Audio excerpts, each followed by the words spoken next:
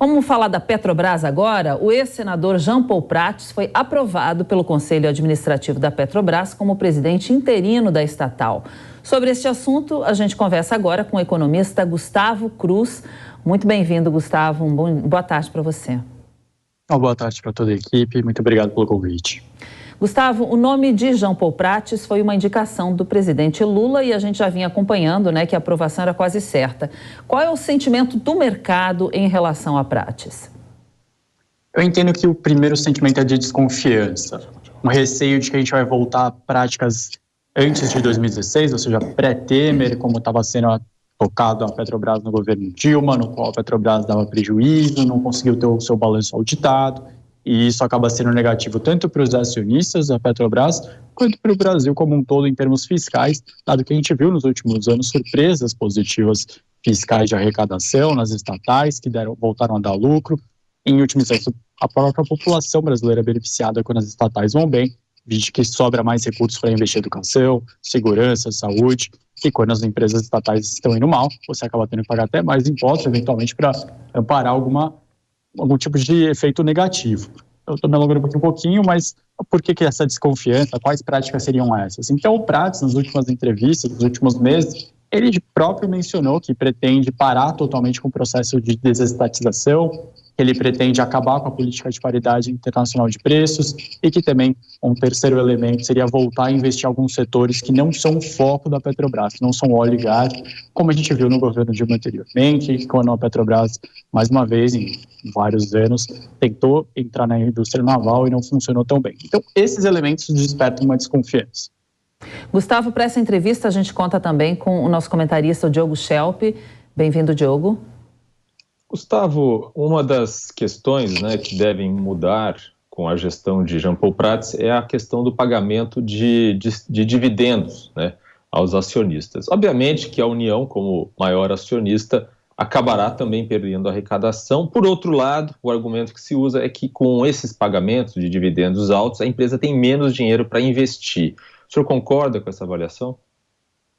Eu discordo um pouco sobre essa avaliação. Eu entendo que por mais que a Petrobras tivesse realizado ainda mais investimentos nos últimos anos, ela teria sim tido uma política de dividendos bem acima do que estava sendo na gestão Dilma para trás, porque justamente ela conseguiu ser mais eficiente. Aqueles ativos que ela considerava que não eram tão eficientes, a gente viu surgirem outras empresas no próprio campo de petróleo e gás que estão tendo destaque, estão conseguindo retirar o petróleo de forma mais eficiente e vender a mercado. Então, eu acredito que o receio do mercado agora é voltar a ter investimentos estranhos, investimentos na qual a Petrobras não tem expertise para estar presente, e isso acabe deixando a empresa mais ineficiente.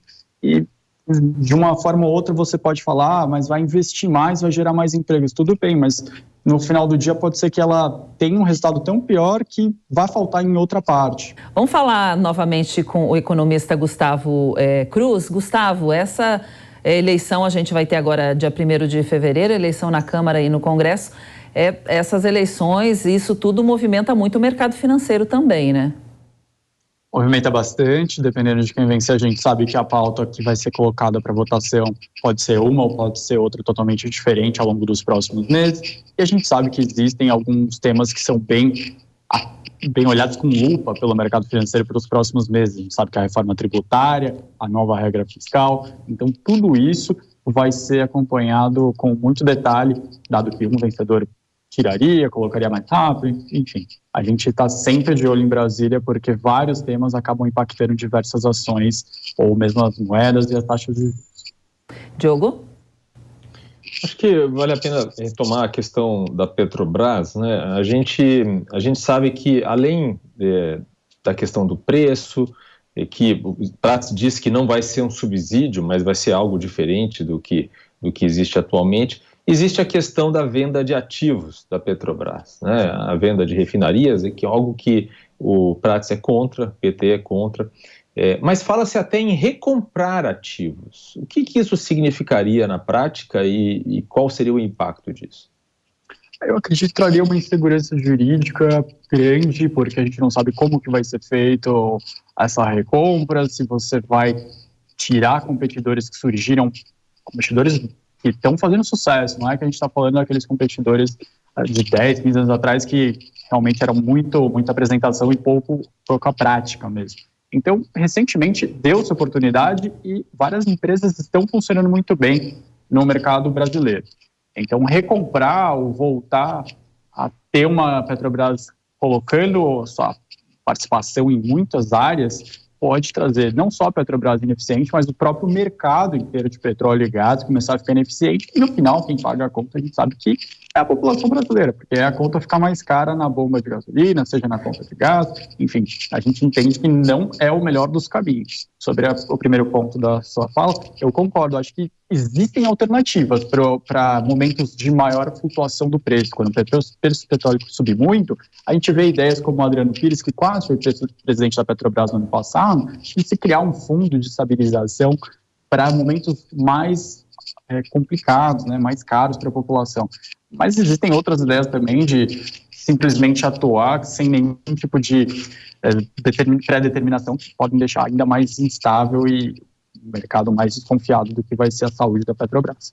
Bom, Gustavo, você também acompanhou aí a fala do interventor. O que você destacaria de mais importante? Foram várias falas, né? Ele falando desse dia 8, comprovando que existia realmente um esquema já sabendo do que aconteceria e que não foi feito nada para impedir esses atos do dia 8, né?